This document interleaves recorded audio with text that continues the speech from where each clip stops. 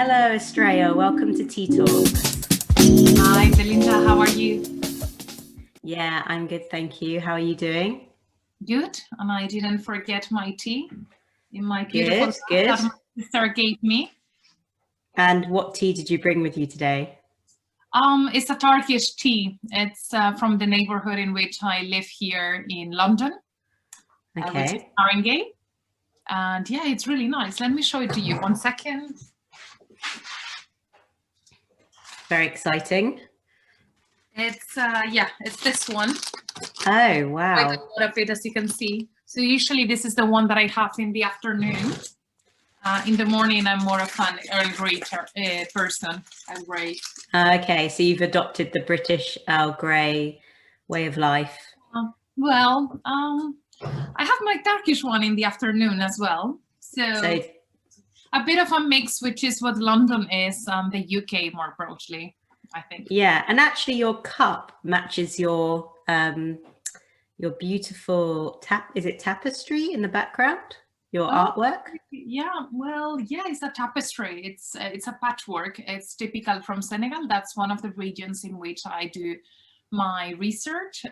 So yeah, mainly on festivals in Senegal. I spent there quite a lot of time doing some research on festivals. That was really, really exciting. And part of doing research is understanding the cultural background of where you are based. And in the end, there's things that you want to keep with you. So that brings me a little bit of Senegal. Festivals was going to be one of my main topics of conversation with you, because when I was reading your biography, that was the thing that screamed out to me the most, is your love of festivals. And in fact, we share it maybe in a different kind of way. But I was really interested in that, and the fact that you are from Andalusia in Spain. And one thing that I know about Spain after living there was how festivals are such a way of life there, and there's such elaborate festivals. And I wanted to know, did that influence you at all when you developed this interest in other festivals around the world? It's a really good question, because I first started to go to festivals without thinking that one day I would be researching them. But obviously that experience has been very enlightening, because it allowed me to compare and contrast festivals across different parts of the world. But what is interesting is how much studying festivals later allowed me to understand experiences that I had in my own town about festivals. So, for example, in my city, flamenco is very well known. I'm sure that some of you know about it. And there is a flamenco fair that we call Feria de Sevilla, Sevilla Fair. And it's that week in which there is an isolated area in the city where we do stand-ups, bars that become very social spaces, because it's not about drinking and dancing only. It's also a moment of communion with the family, with the friends, where everything is kind of allowed. There is a really good vibe, and we all dress up in our flamenco dresses that have a particular kind of fashion as well. But when I was researching in Louga, which is a rural region in the north of Senegal, I found out that the festival started as a marketplace where people were there just to show off livestock, cattle like cows and sheep and things like that. And that all the singing and all the dancing and all the decoration started because they just wanted to attract the attention of customers, right? And that's what, in the end, they started to put these fairs and the singers, and that created a sense of festiveness that remained, and that's the festival that remains. And then when researching this and telling my friends and family about it, they were like, well, that's precisely how the Feria de Sevilla started. It was mainly a place where people came to do business, where people wanted to buy livestock or horses. And what we keep today is the festivity rather than that market exchange, but at the same time there's people that still keep that tradition. I never realized that markets that the festival, especially in Sevilla, had developed from a market. And actually, now that you say that, the atmosphere in a market isn't so dissimilar to an atmosphere in a festival. It's that excitement, that buzz, people sing, they want to attract you, and I can see how the two correlate in that way. So obviously, you've spoken a bit about the festival in Senegal, and also your research in African cinema as well.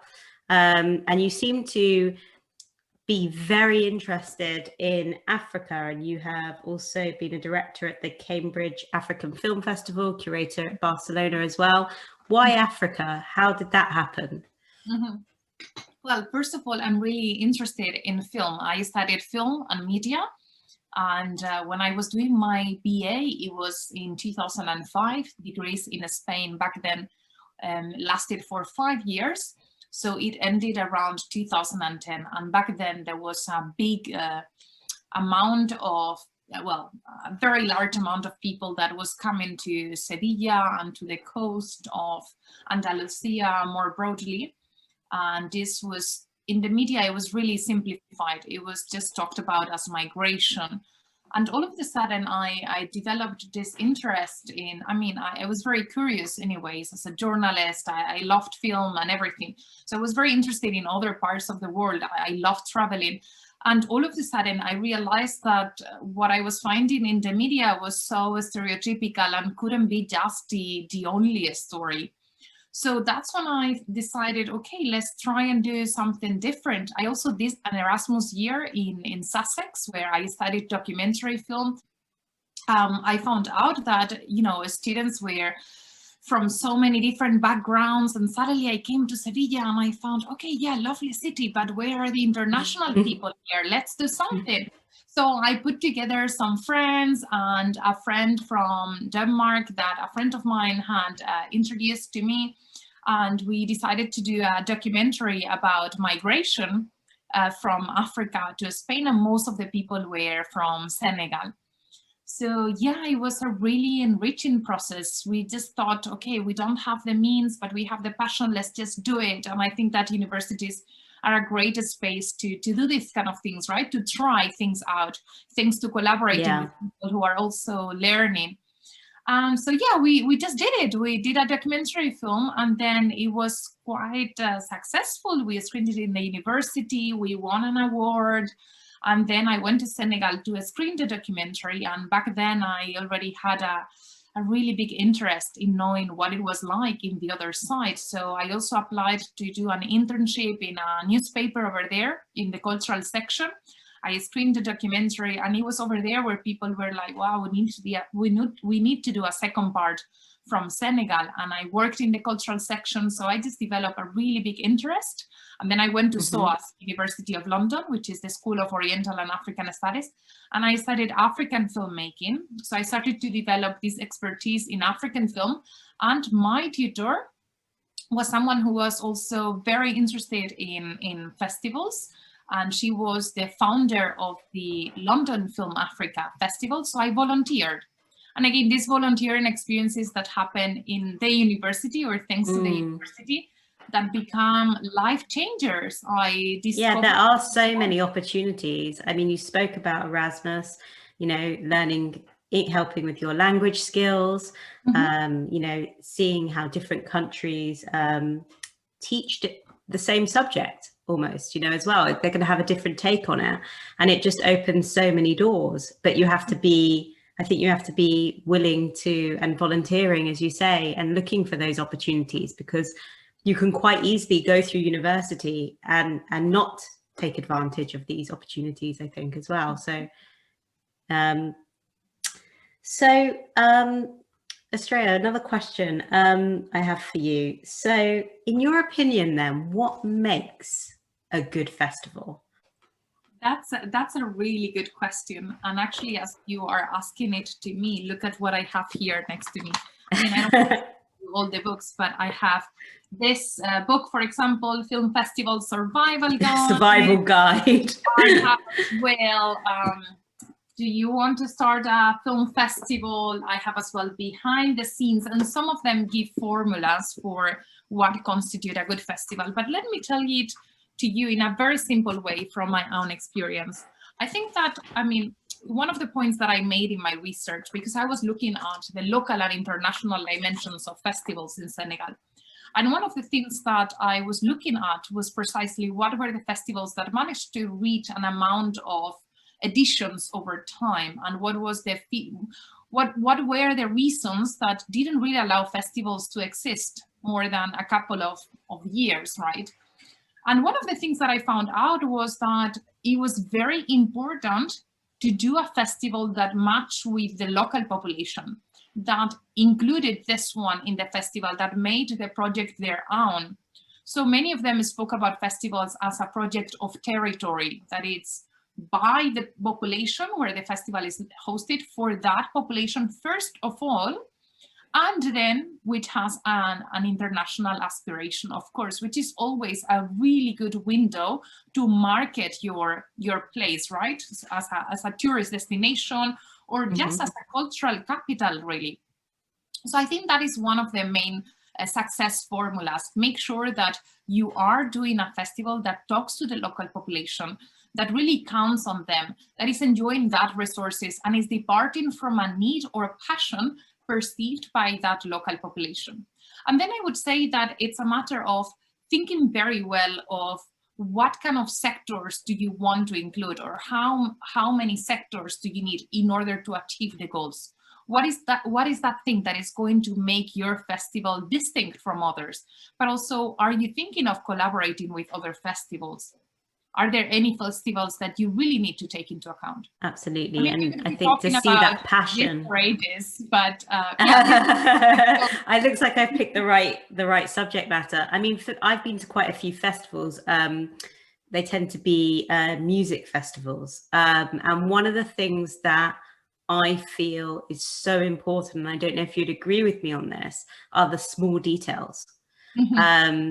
You know, the effort that takes place, the amount of people that are working on festivals. And the communication of what is going to happen, because that's really key, right? You may be doing something, but how are you going to communicate it? That's something that is really key. And how many things are happening at the same time? What are the spaces that we are using? How can people reach these spaces? All of this is really, really important to consider. And what would you say, I mean, have you, I'm assuming that you have been to some British festivals, you especially, you obviously have been a director at the Cambridge African Film Festival, but apart from the ones that you've worked on, have you been to any other British festivals that you would say that's a great example of a festival? I really enjoyed that festival, and why? Yeah, that's a really good question. I hadn't been to many British festivals before I moved to the UK, but then when I came here, for sure. In terms of film festivals, as you say, I do not only have that experience in the Cambridge African Film Festival, but also in other film festivals. So yeah, I also did some participation with the Winchester Film Festival, also with the Watersprite Film Festival in Cambridge, the Cambridge Film Festival, Film Africa here in London. But again, those are festivals in which I have kind of collaborated.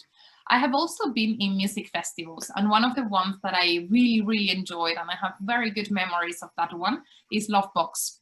Lovebox is an electronic and indie music festival that happens in Victoria Park in London. It wasn't too far from where I was living.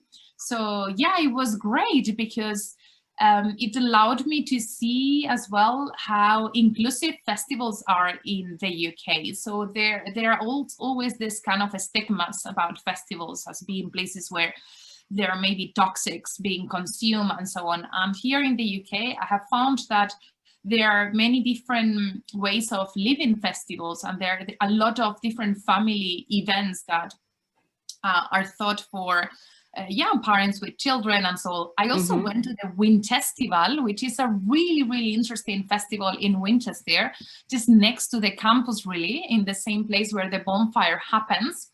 And I really like the family aspect about this again. It was a festival where you go during the day and it has many different tents. It's kind of outdoors. And there's local bands, there's small little bands come in different spaces. They play around and they keep changing. But also there are bigger things happening at night, like larger music bands who play, and then another section as well with electronic music, because I also really like electronic music. So yeah, that was also a really nice local festival that I was very happy to find in Winchester. What other festivals could I mention? I don't want to miss any. There's so many. So many. Festivals. Have you been to the big one? Have you been to Glastonbury? I haven't been to Glastonbury. I haven't. Well, that is one festival that I would say, as a festival lover, you have to experience. Yeah. But it is a big festival. Yeah. Oh, I also been to WOMAD here in Bristol. Which one? Sorry. WOMAD Festival. So WOMAD, yeah. Yes. So that was a really nice one as well in the UK. Again, it happened in a zoo in Bristol. It was raining. I mean, back then I remember I was also following a musician. So I was thinking, oh no, the concert is going to be cancelled. It's raining so much. And one thing I learned about the UK very soon was that nothing gets cancelled, even if it's nothing raining. Stops. You will literally dance in the mud. No one will leave. Yeah, like people dancing under the umbrella. And that can make the festival. The weather has a massive impact on a festival. Yeah. And obviously, I was just remembering this when you mentioned Glastonbury, because the image I have of Glastonbury is basically that image of people in the mud with like really big, like, yeah. So, I mean, I am a bit discouraged from going because of all the rain that I've heard of, but I would love to go eventually. There is a hat festival. I haven't been there in Winchester. Yeah, I have. Also in Winchester. You can make a festival out of the smallest and biggest things, and then you compare it to a festival like Glastonbury, where you've got film, you've got poetry, you've got pretty much everything, sculpture, performance, and then you've got these very niche festivals. Mm-hmm. Sorry? The festival is a really nice one that happens as well in Winchester in the streets, and it just gets so animated, like the area. Like all over the gardens, and it's lovely. So many different circus performances mainly. So on to our next question then, because I think we could talk about festivals probably for hours and hours. Yeah. So if one of your students were interested in working in a festival in their career in the future, what would you say was a quality that they would need in order to succeed, or that they would need to do? What would your advice be to somebody who wanted to get into that industry in the future? Mm-hmm. Networking skills. But I think that that's something that you certainly develop. It starts from the classroom. It starts from talking to peers and just being very attentive all the time. I think it's a lot about listening. I understand this seems quite demanding because we are often overwhelmed with information, and it's overwhelming for students who arrive for the very first time, and it's overwhelming for tutors because we like to know students very well one-to-one, and we manage at some point in the year, but not from the very first day, and it's something that we build. So I think that there is also that sense of being brave to make mistakes, being brave, and stop thinking that you may be sounding ridiculous. I mean, look at me. I'm Spanish. I've never lost my accent. And here I am to really... And it's lovely. I think it's lovely to have an accent, and it's part of your identity. And I think too many people from a language point of view worry about how they sound and worry about making mistakes. But I think the important thing is to just speak, say the words that you have. And concentrate rather. I mean, it's normal as well. I understand people at the beginning may get a bit confused when they hear me for the first time, but it's true that after a couple of minutes you do get used to people's voice and tone and accent. So at some point we can make that switch and think rather of the content. So I think that it's important to make that switch from the very beginning and try to think about, okay, what can I contribute with and what have I done, but also, you know, like how are people discussing this? And that's how you develop little by little networking skills. So it's about being humble, it's about being passionate, but it's also about having that proactiveness. Yeah, definitely. Thank you for answering that. And I have one last question for you, and I don't know where that's going to lead us. Obviously, we've been affected by COVID, and the festival industry has been massively affected by COVID. And I just wanted you to give your opinion really in how you think the festival industry will cope with COVID, how you're personally coping with that in your professional life. And do you think that festivals will survive? What's the future? For sure, they will, and they are surviving, and it's thanks to collaborations. So we were talking before about how I was involved in the Cambridge African Film Festival for many years, ever since I think 2014, something like that. Well, we've always collaborated with other UK-based African film festivals. And this year what we did is that we put together an online film festival in which we selected the 10 titles that we had liked the most from our 10 latest editions. So we were curating together all the UK-based African film festivals. And this was a really nice way of making something happen, but also of celebrating the history and the impact that each of our festivals have had, and of embracing that sense of collaboration that has made it possible. So I think that that is one of the ways of thinking about film festivals in the period of COVID-19. I know we tend to focus so much on the negative impact and so on, but I think that a lot of good practices are emerging. Mm-hmm. And that some of them may remain. So the other day we were talking all of the UK-based African film festivals, which are called We Are Tano, which means we are five. You can check it up actually in the Africa in Motion website, which is the one that happens in Scotland. So yeah, we got invited to speak about We Are Tano and this collaboration.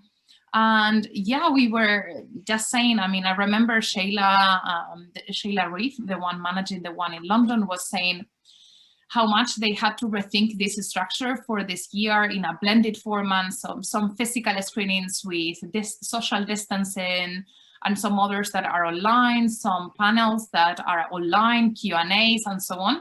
But she was saying how they were considering keeping some of the online aspects in future editions as well, even if there is no festival. And I think this has also allowed more inclusiveness in terms of being able to invite more speakers. And in the past, people were very reluctant to listen to a pre-recorded interview, for example. And I think that today that's changing, because that's how we are getting used to interacting with each other. There's really no other way. And we count on really good technologies. So that's something that we really need to take advantage of, I think. So I think that, again, like just to recap, it has shown how much collaboration is possible. This is something that was highlighted as well in a panel of a recent festival that happened in London, the BFI London Film Festival, where different festival managers from all over the UK were invited to share their opinions. And they were very much saying, yes, we do need to support, we do need support from policies, we do need support from funding, from grants that really support culture and, you know, realize how much, acknowledge how important culture is to make a city alive, really. But also we really need to rely on social capital, what we call social capital, which is that human collaboration. And that's, instead of thinking of competition, I think it's important to try and change the focus to collaboration. And I think that also translates into the learning environment in a university. Absolutely. I think I've never collaborated so much since COVID's happened, and it's opened, although it's closed some doors and we can't ignore that, it's definitely opened others, and there is a positive side. Thank you so much, Estrella, for coming to Tea Talks and having this interview, and hopefully you'll get to see your students soon. Yes, I look forward to hearing from you and also your own experiences of festivals.